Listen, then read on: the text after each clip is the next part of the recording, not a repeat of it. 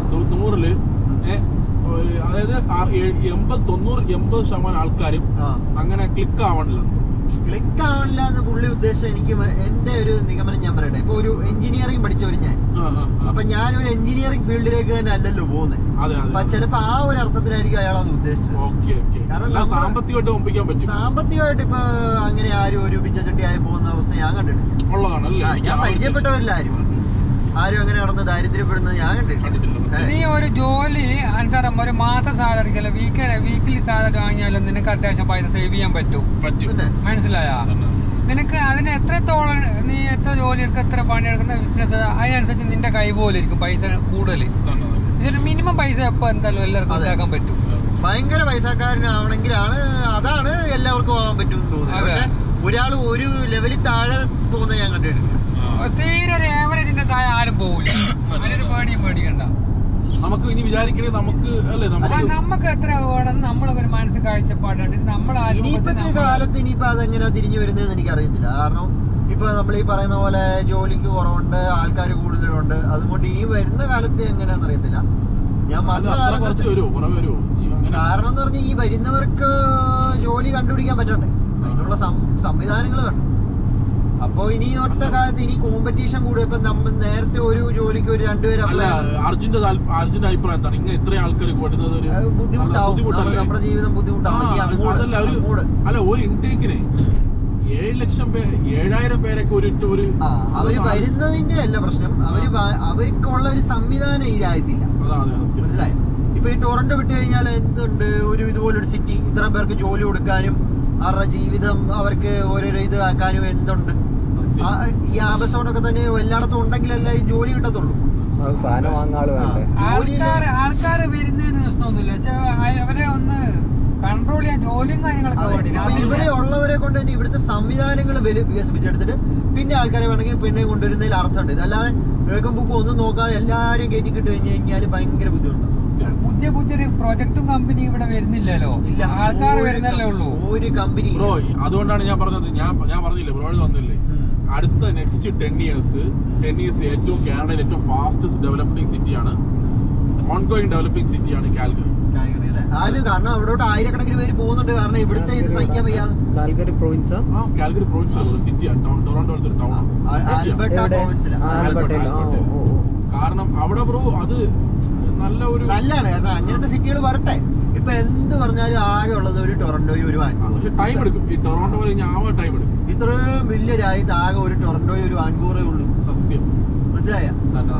എല്ലായിടത്തും വലിയ വലിയ സിറ്റികൾ വരണം. ഇതേ അവസ്ഥ തന്നെയായിരിക്കും ജോലിയുടെ അവസ്ഥ ഇതേപോലെ. വാൻകൂവർ ഇതുപോലെ വലിയ സിറ്റിയാ, പക്ഷേ ഈ ടൊറന്റോ ആണ് അതിനേക്കാളും കൂടുതൽ ജോലി സാധ്യതകളുള്ള സിറ്റി.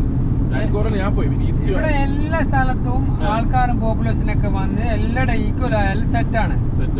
എന്റെ അവരെ ആൾക്കാരൊക്കെ ഒന്ന് സ്റ്റോപ്പ് ചെയ്താളട്ടെ വരുത്തുകൊണ്ടിരുന്നത്. ഇത് വരുന്നൊക്കെ ഇവിടെ അല്ലേ, അത് നമ്മുടെ നാടിന്റെ കുഴപ്പമാണ്. ആ ഏജൻസിക്കാരെല്ലാരും ഇങ്ങോട്ട് ഇവിടത്തുള്ളൂ. നമുക്കറിയാവോ ഈ പ്രിൻസ് എഡ്വേർഡിലൊക്കെ പോയി അത് ചോദിച്ചവന്മാര് വിടത്തില്ലെന്ന്. കമ്മീഷൻ കിട്ടണ്ടേ, അത് പറയത്തില്ല. എന്റെ അനിയനെ ന്യൂ ബേർഡ്സിലോട്ട് പോകാൻ പറഞ്ഞിട്ട് അവര് ജന്മം ചെയ്താൽ കൊടുക്കത്തില്ല. അവസാനം ഇപ്പൊ കൊണസ്റ്റോ കിട്ടിയെന്ന് പറഞ്ഞ് പിന്നെയും കൊണ്ട് കൊടുത്തിട്ടുണ്ട്.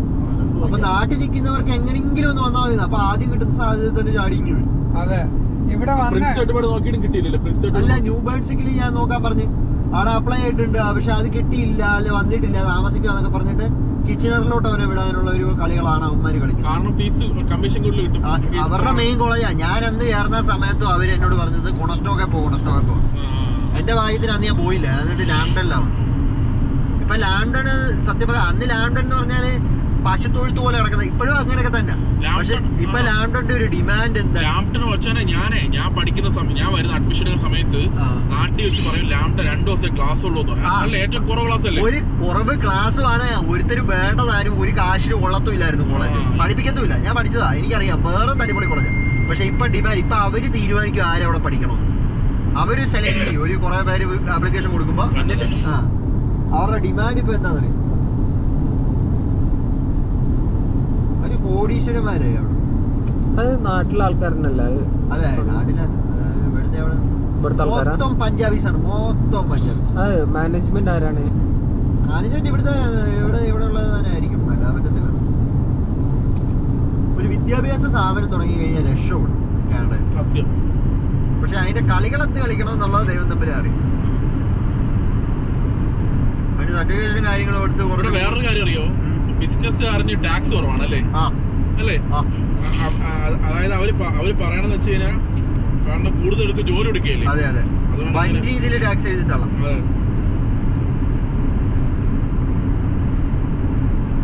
എന്റെ കൂട്ടുകാരനൊക്കെ ഒരു ബിസിനസ് ചെയ്തിട്ട് അവന് വാർഷിക വരുമാനം 65,000 100K ഒക്കെയാണ് അവന്റെ ഒരു വാർഷിക വരുമാനം. അപ്പൊ അവൻ അടയ്ക്കുന്ന ഒരു ടാക്സ് പറഞ്ഞാൽ 2,000-3,000 രൂപയാണ്. പക്ഷെ അതേസമയം നമ്മുടെ ഒരു 50,000 ഒരു വരുമാനമുള്ള നമ്മള്, അല്ലെങ്കിൽ ഒരു 40,000 വരുമാനമുള്ള നമ്മൾ അടയ്ക്കുന്ന ടാക്സ് എന്ന് പറഞ്ഞാൽ അതിലും ഒരുപാട് കൂടുതലാണ്. 4, 5, 6 ഒക്കെയാണ്. 6,000 ടാക്സോ? മീൻസ് നമ്മളെ കട്ട് ചെയ്ത് ഇങ്ങനെ പോകുന്ന ഓരോ പേച്ചക്ക് കട്ട് ചെയ്ത് ഇവരുടെ എന്ന് പറഞ്ഞ പേച്ചക്ക് കട്ട് ചെയ്യത്തില്ല, ഇവരെ വർഷാവസാനം എല്ലാം കൂടെ ഒരുമിച്ച് അടയ്ക്കും.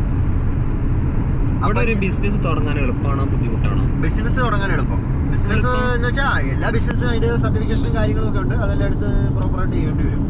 പക്ഷെ ബിസിനസ്സിനെ ഗവൺമെന്റ് പ്രൊമോട്ട് ചെയ്യുന്നത്, ബിസിനസ് കൂടുതൽ ഇവിടെ വരാനാണ് ഗവൺമെന്റ് പ്രൊമോട്ട് ചെയ്യുന്നത്. പക്ഷെ ഈ കുട്ടം പഠിക്കാൻ ഒരു സ്ഥലത്ത് ബിസിനസ് എന്ത് ബിസിനസ് തുടങ്ങാനാ? ആകെ റെസ്റ്റോറന്റ് മാത്രമേ ഉള്ളൂ, തിന്നാൻ വേണ്ടി മാത്രം. എന്നാ വലിയ IT കമ്പനികള്, അതുപോലെ സോഫ്റ്റ്വെയർ കമ്പനി, വലിയ വലിയ കമ്പനികൾ, പ്രൊഡക്ഷൻ കമ്പനികൾ, ഇത് ഇങ്ങനത്തെ കമ്പനികളൊന്നും ഇവിടില്ല. നാട്ടിലേക്കല്ല അവര് നോക്കുന്നത്. നാട്ടിലേക്കല്ല, ഇവിടെ തുടങ്ങാനുള്ള അതിന്റെ ഒരു സെറ്റപ്പ് ഇല്ലായിരിക്കും. എനിക്കറിയത്തില്ല എന്താ അതിന്റെ. പക്ഷെ പുറത്ത് നമ്മൾ നോക്കുമ്പോൾ നമ്മള് കാനഡയിലാണ്. നാട്ടിൽ ചീപ്പ് ലേബറാണ്. എന്തുകൊണ്ടാണ് ഇന്ത്യ പോകുന്നത്? ഇന്ത്യയില് ഇവിടെ ഒരാൾക്ക് ഒരു മാസം കൊടുക്കുന്ന ശമ്പളത്തിന്റെ ഒരു 1/3 ശമ്പളത്തിൽ അവിടെ ഒരു മാസം ഒരാൾക്കുള്ളൂ. അവനെ കൊണ്ട് കൂടുതൽ പണിയും ചെയ്യിപ്പിക്കും. ഇവിടെ ലേബർ നോക്കുമ്പോൾ മലയാളി പമ്പിംഗ് കാട്ട് ഉണ്ടല്ലോ, ഞാൻ ആദ്യത്തെ ഡ്രൈവറാണ്. അവർ ആദ്യത്തെ 3 ഡ്രൈവർമാരിൽ ഒരാളാണ്. അതില് അവരുടെ ഈ നെറ്റ് ഓൺലൈൻ സംഭവങ്ങളുണ്ടല്ലോ, ഫോൺ കോളിങ്ങും എല്ലാം, അതൊക്കെ അവിടെ നിന്ന് അറിയോ, എല്ലാം നാട്ടിലുള്ള പൈപ്പറാണ്. ഇപ്പൊ അവര് കൺട്രോൾ ചെയ്യില്ല. നേരത്തെ എന്തെങ്കിലും ഓർഡറിനൊക്കെ പ്രശ്നം വന്നാൽ ഇവന്മാർ അവിടുന്ന് ഓഫീസിൽ നിന്ന് ഡയറക്റ്റ് എന്നെ വിളിച്ചിട്ട് പറയും, എടാ നീ അത് പോയിട്ടൊന്ന് സെറ്റ് ചെയ്തെന്നൊക്കെ പറഞ്ഞു. ഒരു തവണ ഫുഡ് ഓർഡർ ചെയ്യാൻ പോയപ്പോണ്ടല്ലോ, ഇവിടെ സ്കാർബോയിൽ ഫുഡ് ഓർഡർ ചെയ്തേക്കുന്നത് എവിടെയാണെന്നറിയോ? അങ്ങ് ബ്രാംപ്ടണില് സിൽവർ സ്പൂൺ. ഇവിടുത്തെ സിൽവർ സ്പൂണിൽ അങ്ങ് ബ്രാംപ്ടണിൽ കൊണ്ടു കൊടുക്കണം ഫുഡ്. ഇവിടെ കൊടുത്തിണ്ടാവൂലേ? നീ ഓടണമെങ്കിൽ നിനക്ക് ഓടാം, നിന്റെ ഫീസ് 200 എത്രങ്ങാണ്ട് രൂപ ഞങ്ങൾ തരും. നീ വേണേ, ഞാൻ ജസ്റ്റ് ഒന്ന് ചുമ്മാ ഇറങ്ങിയതാ ഒരു ഓർഡർ എടുക്കാൻ വേണ്ടി. നോക്കിയപ്പോ ലൊക്കേഷൻ അങ്ങ് ബ്രാംപ്ടണിലാണ്. ഞാൻ പോയില്ല. എന്നിട്ട് നീ ആ ബിരിയാണി എടുത്തോളാൻ പറഞ്ഞു. 5 ബിരിയാണി കണ്ട് ആ ബിരിയാണി ഞാൻ എടുത്ത്. എന്നിട്ട് അവന്മാരെ അവിടെ നിന്ന് എങ്ങാണ്ട് എന്തോ സെറ്റ് ചെയ്ത് അവന്മാർക്ക് കൊണ്ട് കൊടുത്തു. എന്തോ സോഫ്റ്റ്വെയറിൽ അന്ന് അവരുടെ സോഫ്റ്റ്വെയർ ഇത്ര പക്കയായിട്ടില്ല. സോഫ്റ്റ്വെയറിൽ എന്തൊക്കെ ബഗ്ഗുകളൊക്കെ ഉണ്ട്.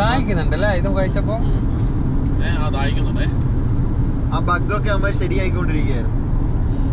പക്ഷെ നല്ല ഡ്രൈവർ പൈസ കിട്ടുമായിരുന്നു. അതായത് ഒരു ഡെലിവറിക്ക് ഊബർ വരുന്നതിന്റെ ഇരട്ടി വരും. ഊബർ $2 ഒരു ഡെലിവറിക്ക് തരുന്ന സ്ഥാനത്ത് ഇവര് $6-7 തരുമായിരുന്നു അന്ന്. ഇപ്പൊ എങ്ങനെയാന്ന് എനിക്കറിയില്ല. പക്ഷെ അവരുടെ ഓർഡർ ഭയങ്കര കുറവാണ്. എല്ലാം മലയാളി കടയിൽ നിന്നാണ് ഓർഡർ ചെയ്യുന്നത്. അന്ന് ഇപ്പോഴും അതുപോലെ തന്നെ. പക്ഷെ അല്ല, അമാര് എന്തോ ലാഭം ഉണ്ടായ കമ്പനി എന്നൊക്കെ പറഞ്ഞ എന്താണ്ടൊക്കെ അവാർഡൊക്കെ കൊടുത്തിട്ടുണ്ടായിരുന്നല്ലോ. കാനഡ അല്ല നമ്മുടെ നമ്മള് തന്നെ മലയാളികള് ഉള്ള എന്തൊരു പരിപാടിയില്